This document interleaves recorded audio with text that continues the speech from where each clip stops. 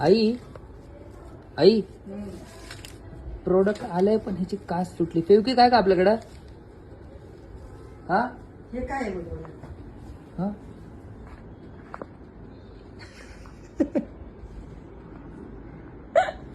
Fevikwik.